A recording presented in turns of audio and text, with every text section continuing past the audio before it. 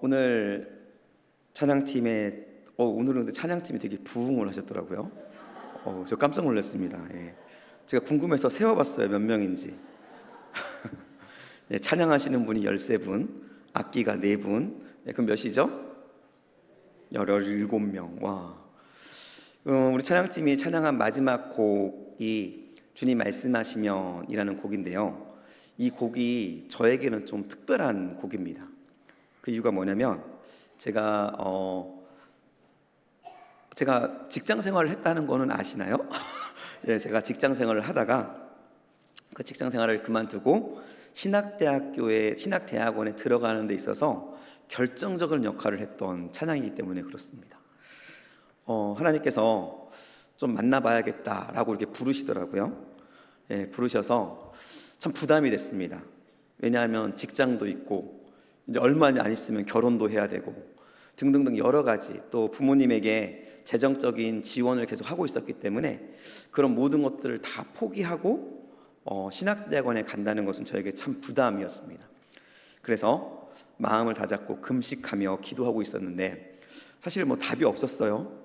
마음이 별로 원하지 않으니까 당연히 답이 없었겠죠. 근데 어느 순간 라디오를 딱 트는데 이 찬양이 딱 나오더라고요. 근데 이 찬양이 나옴과 동시에 제 안에서 하나님의 음성이 들렸습니다. 그러면서 제 안에서 눈물이 터지고 그리고 하나님께 순종할 수밖에 없는 그러한 상황이 되었던 찬양입니다. 저는 여러분에게도 이러한 찬양, 이러한 기도의 응답이 있을 거라고 믿습니다. 그럼 저는 그러한 기도의 응답들과 그러한 찬양 아니면 그러한 경험들이 여러분들에게 기억되어질 수 있기를 축복합니다. 왜냐하면 그 기억이 우리가 힘들고 어려울 때 우리를 지탱해주고 하나님께 가까이 나갈 수 있도록 하는 능력이 되어지기 때문에 그렇습니다. 여러분, 그런 은혜가 있으시다면 그 은혜를 붙잡으시고, 만약 그 은혜가 아직도 없다고 한다면 여러분 하나님께 간절히 구하시길 축복합니다. 나에게도 그런 은혜를 주십시오. 예, 저 사람도 줬는데 왜 저는 안 주십니까? 예, 떼쓰셔도 괜찮아요. 어쨌든 여러분 그런 은혜가 있으셔야 됩니다. 그래야 흔들리지 않는, 그리고 굳건히 서서 하나님께 나아갈 수 있는 그러한 하나님의 사람이 될 수 있다라는 것입니다. 오늘 말씀 주제와는 좀 다른데요, 이 찬양을 듣다 보니까 갑자기 그런 생각이 들었고 여러분과 함께 나누고 싶은 마음이 들었습니다. 여러분에게도 그런 간증이 있길 축복합니다. 예배만 아니면 옆분하고 간증도 좀 하고 했으면 좋겠는데 어쨌든 말씀을 준비했기 때문에 한번 말씀을 같이 나누도록 하겠습니다. 제가 지금 제가 함께 말씀을 나눌 때마다 어디 말씀을 나누고 있는지 아시나요? 예, 잘하시네요. 마가복음을 나누고 있습니다. 마가복음 중에서 지금 12장 말씀을 나누고 있는데요, 마가복음은 크게 세 부분으로 나눠질 수가 있습니다. 첫 번째는 바로 오병이어의 역사가 일어나기 전까지의 사건입니다. 그때까지는 예수님께서 예수님이 누구신지를 감추세요. 그리고 하나님의 나라를 예수님이 가시는 곳곳마다 전하는 일들을 감당합니다. 그런데 오병이어의 사건이 있은 뒤로부터 예루살렘에 입성하기까지, 그때까지는 예수님의 사역이 좀 바뀌어집니다.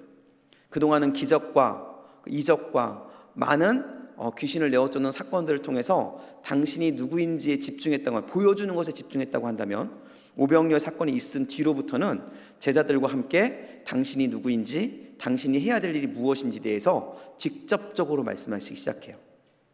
그래서 제자들에게 말씀하시죠. 내가 저들에게 넘겨져 죽어야 할 것이고 3일 만에 부활할 것이다 라는 것들을 예수님께서 3번이나 말씀을 하십니다. 안타까운 것은 그럼에도 불구하고 제자들은 깨닫지 못했다라는 것이죠. 그런 상황 속에서 예수님께서 마지막으로 예루살렘으로 입성을 하시죠.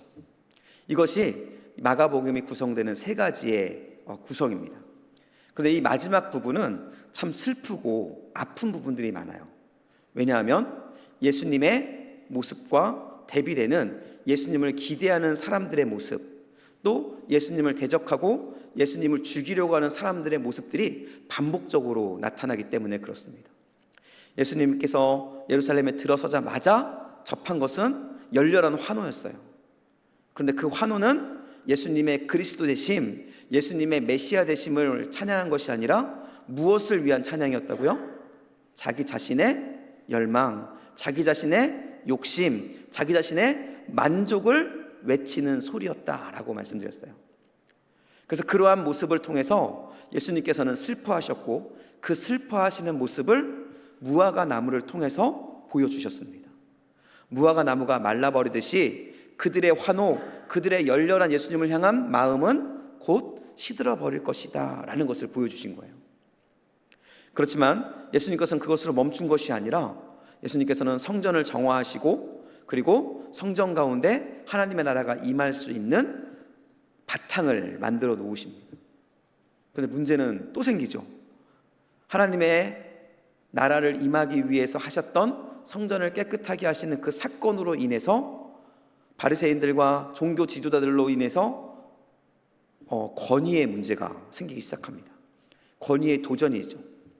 너가 뭔데? 예수를 향해 종교 지도자들이 이야기하는 겁니다. 너가 뭔데? 무슨 권위로 이런 일들을 하느냐?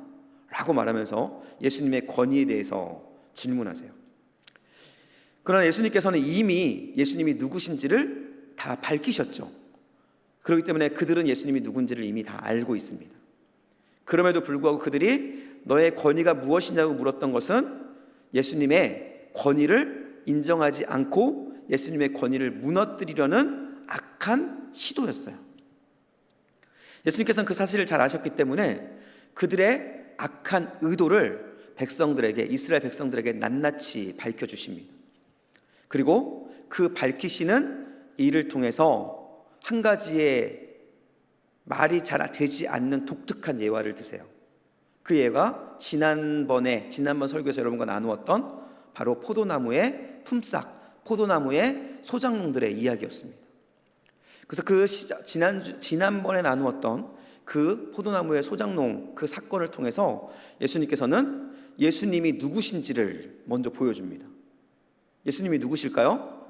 바로 농장 주인의 아들, 다른 말로 말하면 하나님의 아들이심을 백성들에게 또 그 말을 듣고 있는 모든 사람들에게 직접적으로, 간접적이고 은유적으로, 비유적으로 알려주십니다. 그러면서 그 아들을 죽인 그 소작농들, 그들이 바로 누구라고요? 그들이 바로 너희들이다 라고 말하면서 그들의 정체를 정확하게 꼬집어 주세요. 이스라엘 백성들에게 저들은 하나님의 백성으로서 이스라엘 백성들을 섬기고 이스라엘 백성들이 하나님께 나오는 길을 예비하도록 보낸 사람임에도 불구하고 본인들의 유익과 본인들의 권위를 지키기 위해 예수님이 아닌 것처럼 꾸미고 있는, 자기 자신들이 이스라엘의 주인인 것처럼 착각하고 있는 바로 그 소작농들과 같은 사람들이다라는 것을 이스라엘 백성들에게 아주 명확하게 보여주신 거예요. 자신들의 정체가 드러나자 그들은 예수님에 대해 더욱 악한 감정이 들게 됐습니다. 그래서 예수님에 대해서 이렇게 표현해요. 예수님을 잡아 죽이자 하되, 그들이 악이 이제는 예수님을 잡아서 죽이고자 하는 마음까지 간 것입니다. 그런데 문제는 뭐였냐면요, 주변에 있는 시선들이었어요. 주변에 있는 시선들이 예수님을 바라보고 자기 자신들을 바라보는 그 상황 속에서 그들이 할 수 있는 유일한 일은 그 자리를 조용히 떠나는 것이었습니다. 이것이 지난번 설교까지 함께 나누었던 이야기들이에요. 여러분, 여기까지 들으면 이제 예수님과 그 종교 지도자들과의 어떤 논쟁, 더 정확하게 말하면 전투가 끝난 것처럼 느껴집니다. 그런데 종교 지도자들은 예수님을 무너뜨릴 또 다른 음모를 꾸미기 시작해요.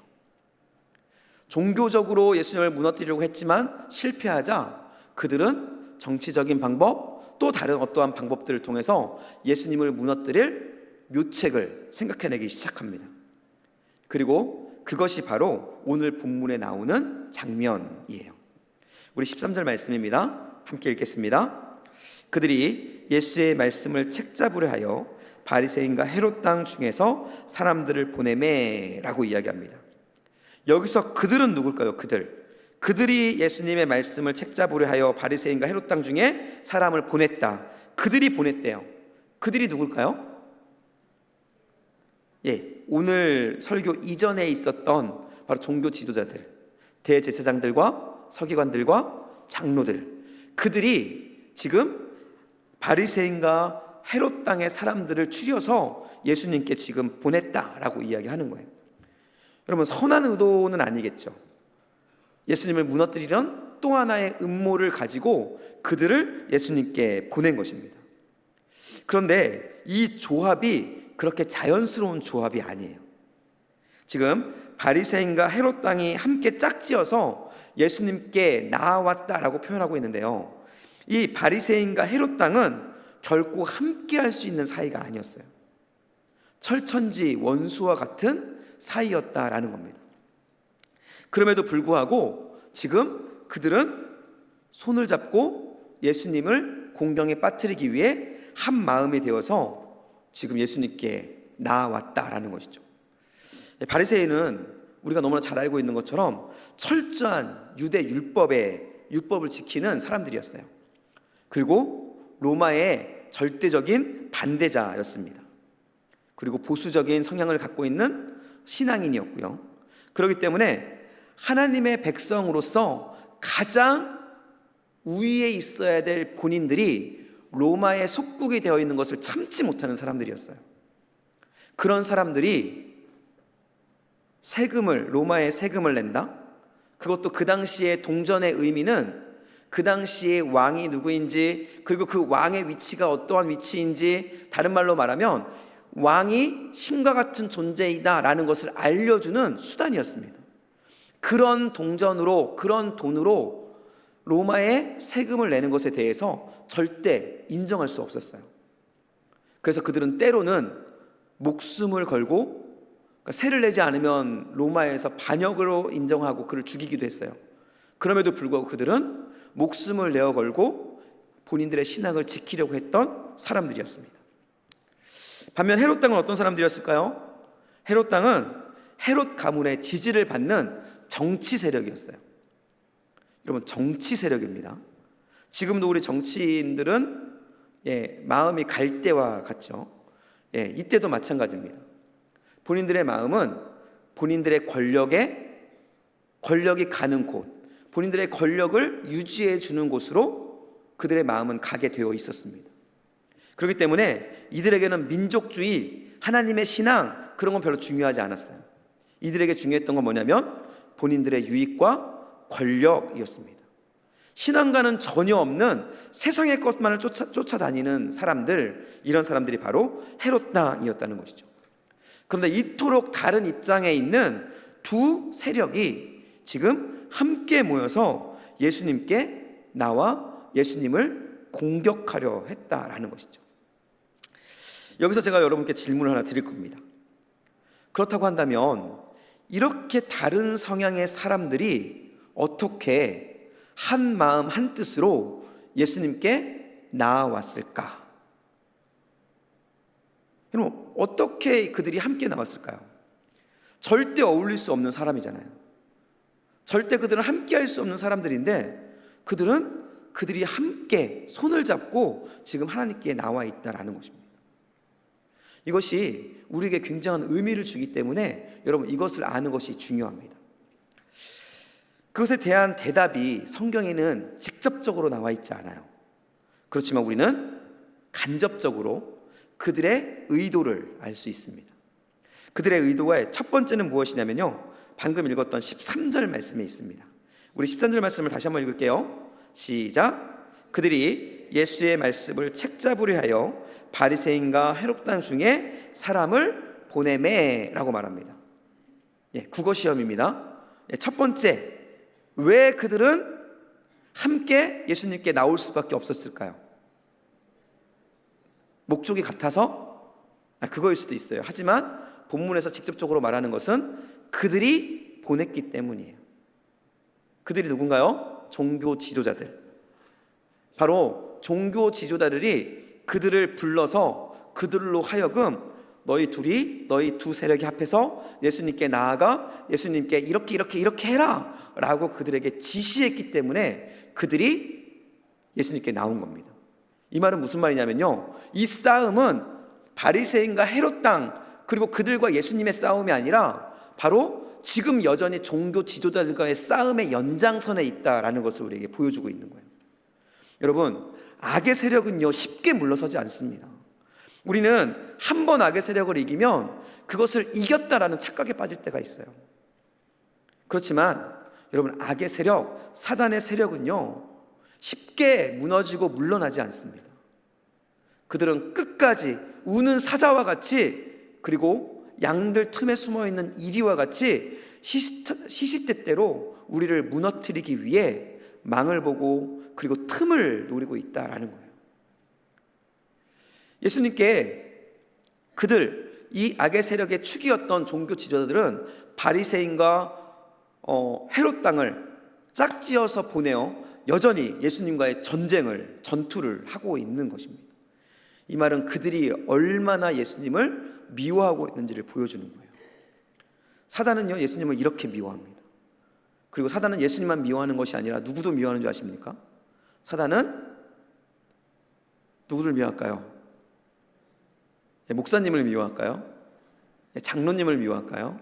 아닙니다. 사단은 바로 예수님을 믿고 예수님께 나아가기를 갈망하는 저와 여러분을 엄청 미워해요.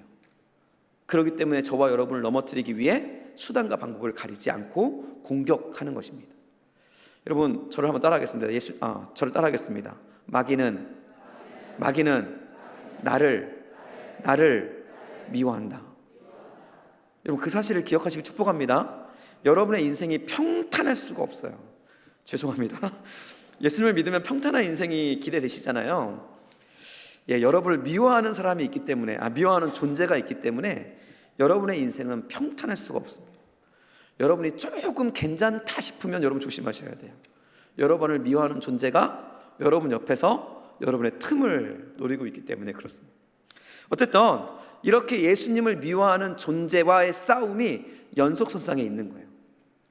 그런데 가만히 보면요, 바리새인과 헤롯 당의 모습을 보면 이것만이 전부가 아니라는 것을 알 수 있어요. 여러분, 바리새인이 어떤 사람이냐면요, 율법을 지키기 위해서라면 목숨까지 거는 사람들이에요. 율법, 본인들이 옳다고 생각하는 것을 지키기 위해서는 본인의 죽음까지도 불사하는 사람들이 바리새인이라는 거예요. 그런데 종교 지도자들이 아무 이유 없이 헤롯 당하고 같이 짝해서 예수님께 가라라고 했을 때 거룩하지 않은 부정한 사람들과 만나지 않기를 율법처럼 여기는 그들이 그냥 그들의 말을 듣고 갔을까라는 우리가 질문을 해볼 수 있는 거죠. 바리새인들은요 그러한 말에 넘어갈 수 있는 사람들이 아니라는 거예요. 헤롯 당은 어떨까요? 헤롯 당은 로마의 권력을 등에 업은 사람들이에요.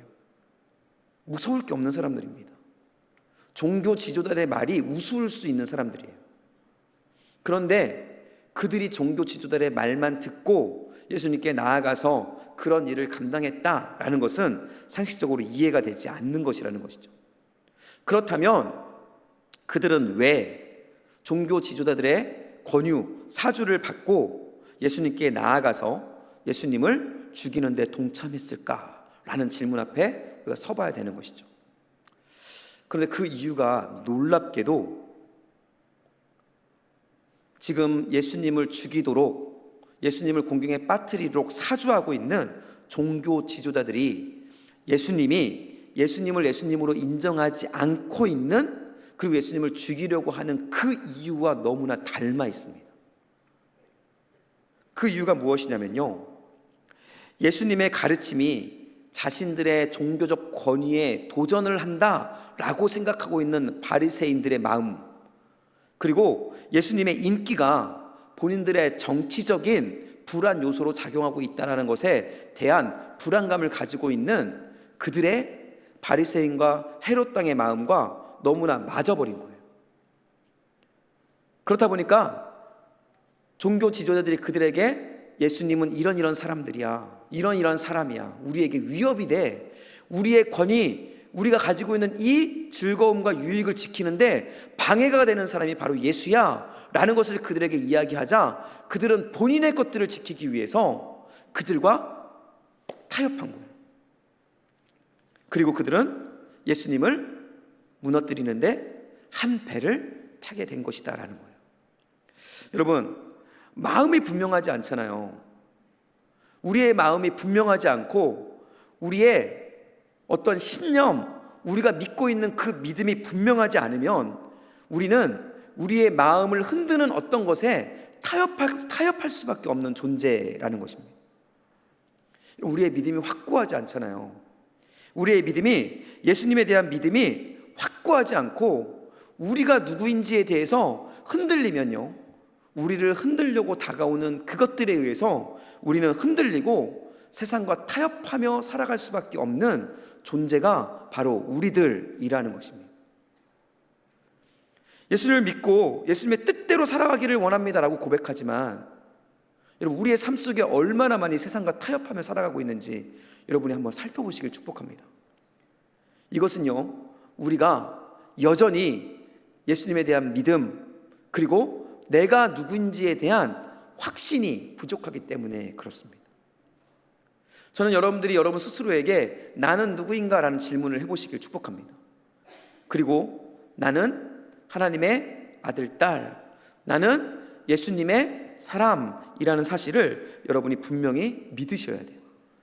그것을 분명히 믿고 그것이 여러분을 가득 채울 때 그때야 비로소 우리는 세상과 타협하지 않는, 세상이 두려워하는 하나님의 백성, 하나님의 군대가 되어질 수 있다라는 것입니다.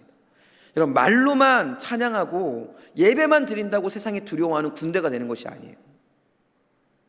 우리 안에 내가 누구인지에 대한 분명한 정체성이 세워질 때 그때 우리는 세상을 무너뜨릴 수 있는, 세상이 두려워할 만한 하나님의 위대한 사람들이 될 수 있다라는 것이죠. 여러분, 제가 예전에 말씀을 나누면서 저희 아버지가 지금은 특전사, 예전엔 공수부대 출신이라고 말씀을 드렸어요. 근데 그분들은요, 다른 분들보다 신체적인 조건이 좋기는 합니다.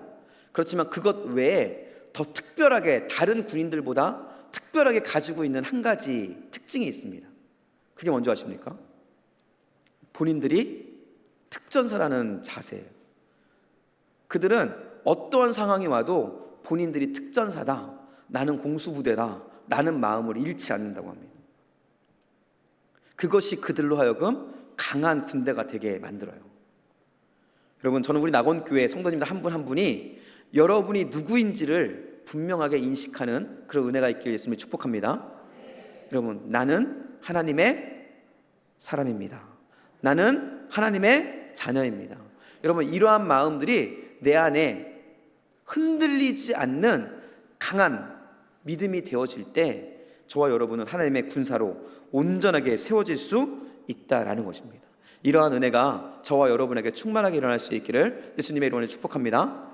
네, 이러한 상황에서 하나가 된 바리새인과 헤롯 당은 먼저 예수님께 나아가서 예수님을 인정하는 양, 예수님을 높여드립니다. 우리 14절 말씀입니다. 함께 읽을까요? 와서 이르되 선생이여, 우리가 아노니 당신은 참되시고 아무 꺼리끼는 일이 없으시니 이는 사람을 외모로 보지 않고 오직 진리로서 하나님의 도를 가르치심이니이다. 네, 지금 예수님이 지금까지 해왔던 말씀들을 반복하며 예수님은 이런 분입니다 라는 것을 그가 이야기합니다. 그들이 바로 예수님을 칭찬하고 있는 거예요. 높여드리고 있는 거예요. 주변 사람들이 보면 와, 저들이 예수님을 높여드리고 있네 라는 말이 생각이 들도록 예수님을 지금 높여드리고 있습니다. 그런데 그렇게 조용히 다가온 그들이 얼마 지나지 않아서 본색을 드러내요. 그들은 먹이를 움켜쥐는 사자처럼 갑작스럽게 예수님께 질문합니다. 어떤 질문을 했죠? 그 뒷부분이 있습니다. 시작. 가이사에게 세금을 바치는 것이 옳으니까 옳지 않으니까. 이 질문은 별것, 지금으로 말하면 별것 아닌 것처럼 느껴질 수 있지만 당시에는 당시 상황 속에서는 답하기 매우 어려운, 아니 답할 수 없는 질문이었어요. 어떤 답을 하더라도 이 문제를 해결할 수 없는 문제였다라는 것이죠. 예수님께서 만약 가이사에게 세금을 바쳐라 라고 말한다면 어떤 일이 일어났을까요? 바리새인들과 그곳에 지금 예수님을 붙잡기 위해, 예수님을 죽이기 위해 눈을 치켜뜨고 있는 바리새인들과 또 그들뿐만 아니라 예수님을 메시아로, 지금 그들을 로마의 압제 속에서 우리를 구원해 줄 그분으로 보고 있는 바로 백성들에게 반역자로 인식될 수밖에 없는 거예요. 여러분, 반역자로 인식되면 그들이 하는 행동이 뭔지 아시죠? 뭐 어떻게 하시죠? 돌을 들어 칠 수 있는 거예요. 예수님이 죽을 수 있는 상황이 펼쳐지는 것이죠. 그렇다고 세금을 내지 말아라 라고 말할 수 있을까요? 세금을 내지 말아라 말하면 그 옆에 지금 누가 있어요? 헤롯 땅, 로마의 친분이 있는, 정치적으로 하나님, 예수님 관계없는 사람들, 그냥 본인들의 유익만을 쫓아다니는 헤롯 땅이 예수님을 로마 정부에 고발할 것입니다. 그러면 그 당시에 많은 세금들이 있는데 그 중에 한 가지가 인두세라는 것인데요, 그것을 내지 않는 사람은 반역자로 인정되어서 그들은 로마 정부에 의해 갇히거나 죽음을 당할 수밖에 없었다라는 거예요.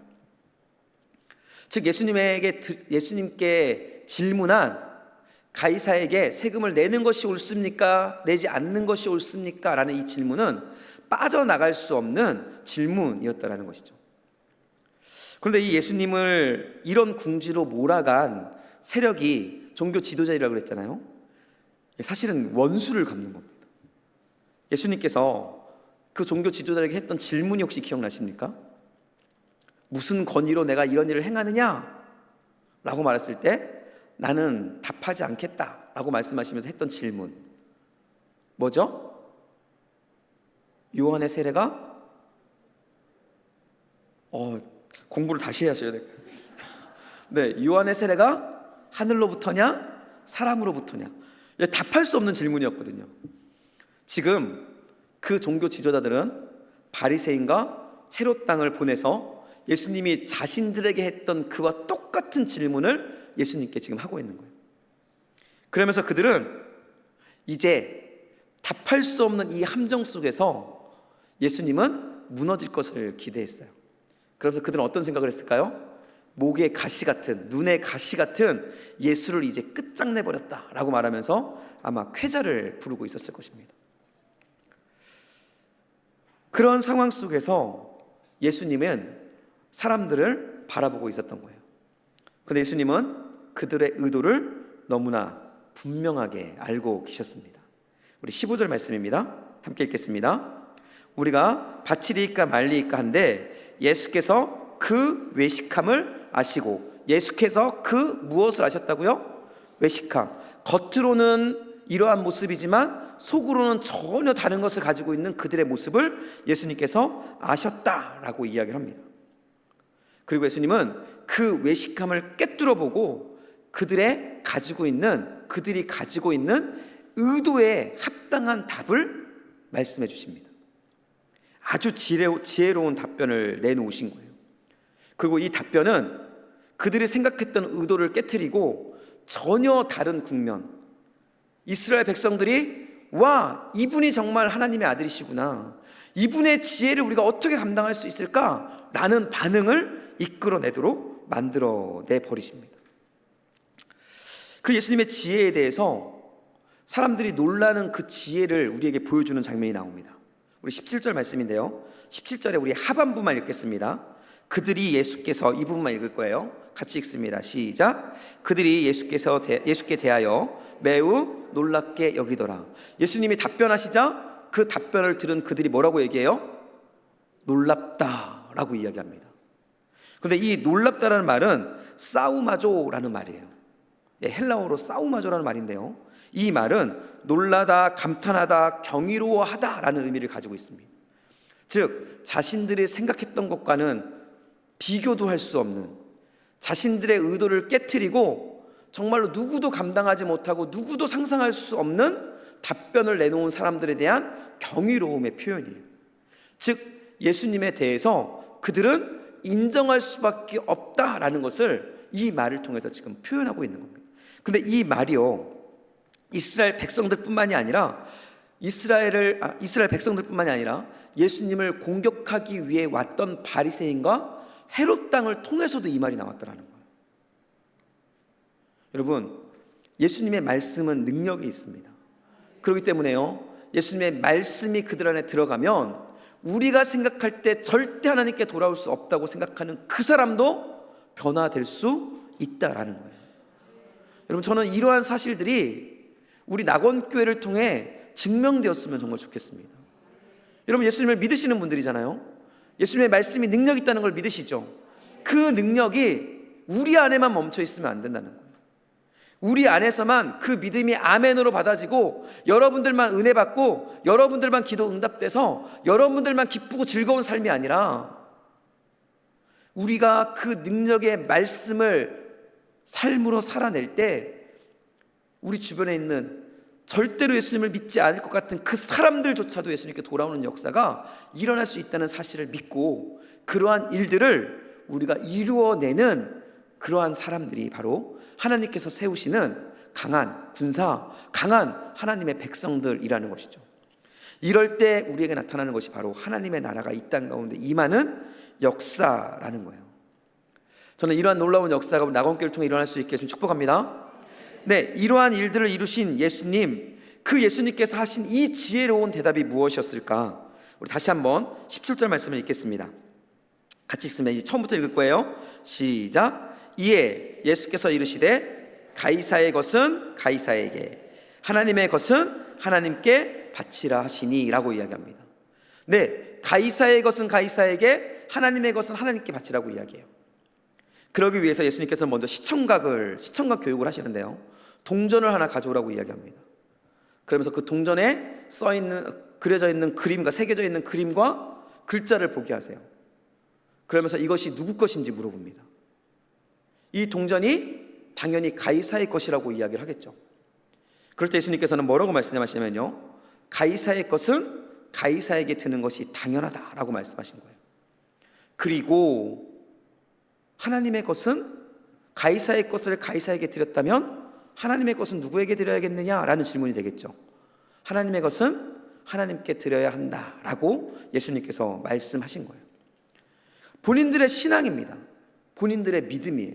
그리고 이 세상을 살아감에 있어서 우리가 가이사에게 속해 있다면, 가이사에게 속해 있는 삶을 살고 있다면 우리는 가이사의 것을 드려야 되는 거죠. 그렇지만 하나님께 속해 있다면 하나님의 것을 하나님께 드리는 것이 당연하다라는 것이죠. 여러분은 어디에 속해 있습니까? 하나님께 속해 있습니까? 하나님께만 속해 있습니까? 어디에 속해 있습니까? 예, 대한민국이라는 나라에도 속해 있으시잖아요. 대한민국이라는 나라에 속해 있기 때문에 여러분 세금 내시죠. 예, 예수님께서 지금 그 말씀을 하시는 거예요. 대한민국에 속해 있기 때문에 대한민국에 세금을 내고, 그렇지만 하나님의 나라에 속해 있기 때문에 하나님의 것을 지켜야 된다라는 것을 예수님께서 지금 말씀하고 있는 것입니다. 그런데요, 이 말씀을 우리가 좀 더 살펴볼 필요가 있습니다. 이 말씀이 단순하게 예수님께서 지혜롭다라는 것을 보여주는 건 아닐 거잖아요. 예수님께서 지혜로우셔서 이 문제를 해결하셨다라는 것을 우리에게 보여주는 것은 아니라는 것이죠. 그렇다면 예수님께서 이러한 답변을 하신 의도가 있다라는 겁니다. 이 의도가 오늘 설교에서 중요한 거예요. 예수님께서 과연 가이사의 것은 가이사에게, 하나님의 것은 하나님께 드려라라는 것은 무엇을 의미하고 있는 것일까? 영어 성경이나 다른 성경들을 보면요, 가이사의 것은 가이사에게, 하나님 것은 하나님에게 라는 이 부분을 and라는 것으로 연결합니다. 그러니까 이렇게 읽는 거예요. 하나님의 것은 가이사의 것은 가이사에게 드리고 하나님의 것은 하나님께 드려라 라고 읽게 되는 거죠. 그런데 문자적으로는 그렇게 해석이 되어지는데요, 의미적으로는 많은 신학자들이 그리고가 아니라 그러나로 읽어야 한다라고 이야기를 하고 있습니다. 원문을 보면요, 가이사의 것은 가이사에게 드려라, 그리고 그 가운데 있는 접속사가 있고요. 그리고 하나님께 이것은 하나님께 드려라고 하는데 그 가운데 접속사가 뭐냐면 카이라는 접속사를 써요. 헬라어로. 근데 이 카이라는 접속사는 일반적으로는 그리고로 해석이 됩니다. 그러나 종종 그러나라고 해석이 될 때가 굉장히 많이 있어요. 이러한 관점에서 이 말씀을 다시 한번 읽어볼게요. 네, 다시 한번 읽어보겠습니다. 가이사의 것은 가이사에게 드려라. 그러나 하나님의 것은 하나님께 드려야 한다. 여러분, 아까 읽었던 것과 조금 느낌이 다르시죠? 무게중심을 지금 어디에 두고 있는 거죠? 하나님의 나라에. 너희가 세상에 속해 있기 때문에 세상의 법을 따라야 된다고 말씀하고 있는 거예요. 그러나 너희들은 세상에 속했으나 세상의 사람들이 아니라 누구의 사람이라고요? 하나님의 사람이라는 것을 예수님께서 말씀하고 있는 거예요. 동전을 보여주시면서 동전이 가이사의 것이니까 너희가 가이사에게 드려야 하는 것이 마땅하다 말씀하십니다. 그러나 너희가 하나님의 것이라면 너희가 하나님의 것을 하나님께 드려야 된다. 그것이 당연한 것이라고 그들에게 말씀하시는 거예요. 그런데 그것 외에 한 가지 질문이 또 내포되어 있습니다. 그 질문이 무엇이냐면 이거예요. 그렇다면 너희는 누구의 것이냐라는 거예요. 가이사의 것은 가이사에게 드려라. 그리고 하나님의 것은 하나님께 드려야 된다. 그런데 너희는, 이 말을 듣고 있는 바리새인은, 이 이야기를 듣고 있는 헤롯 땅 너희들은, 이 말을 듣고 있는 이스라엘 유다의 백성들 너희들은 누구의 것이냐? 라고 예수님께서 그들에게 질문하고 있는 거예요. 그러면서 이렇게 말씀하시는 거잖아요. 너희가 하나님의 것이라면 너희는 누구에게 드려져야 된다? 하나님께 드려져야 된다라는 것이죠. 만약 우리가 하나님께 드려지지 않잖아요. 우리가 만약 하나님께 드려지지 않으면 우리는 세상에 드려진 사람이 될 수밖에 없습니다. 그러면 우리는 어떤 삶을 사는 걸까요? 지금 오늘 본문에 등장했던 바리새인과 헤롯 땅과 같은 삶을 살아갈 수밖에 없는 것이죠. 세상과 타협합니다. 하나님의 사람의 모습을 가지고 있지만 그 하나님의 사람의 모습을 흔드는 그 무엇인가가 우리가 다가왔을 때 우리는 그 흔들림 속에 세상을 택하고 세상과 타협하며 살아가는 그러한 사람으로 살아갈 수밖에 없다라는 것을 예수님께서는 지금 강력하게 그들에게 말씀하고 있다라는 것이에요. 세금의 문제를 이야기하고 있었는데 예수님께서는 그 세금의 문제를 정체성의 문제로 바꾸어 버리신 겁니다. 그러면서 그들에게 물은 거예요. 너는 누구의 것이냐? 이 질문은 지금을 살아가고 있는 저와 여러분에게도 동일하게 주어지는 질문일 수밖에 없습니다. 그리고 우리는 이 질문 앞에 분명하게 답할 수 있어야 합니다. 입술로가 아니라 우리의 삶과 우리의 중심으로 답할 수 있어야 한다는 것이죠. 여러분 한번 대답해 보십시오. 예수님께서 여러분에게 하시는 질문이에요. 너는 죄송합니다 반말해서 너는 누구의 것이냐? 여러분 대답해 보세요. 여러분은 누구의 것인가요? 옆 분들에게 질문할까요? 옆 분들을 바라보시면서 권사님은 누구의 것입니까? 집사님은 누구의 것입니까? 성도님은 누구의 것입니까? 여러분은 누구의 것입니까? 이 질문이 참 무겁습니다. 하지만 반드시 우리 안에 해결되어야 될 문제이고 이 문제에 우리가 확실하게 답할 수 있다면 우리는 하나님의 사람으로 설 수 있다라는 것이죠. 제가 여러분에게 이제 질문할 겁니다. 여러분은 누구의 것입니까? 이렇게 질문할 거예요. 여러분 뭐라고 대답하셔야 될까요?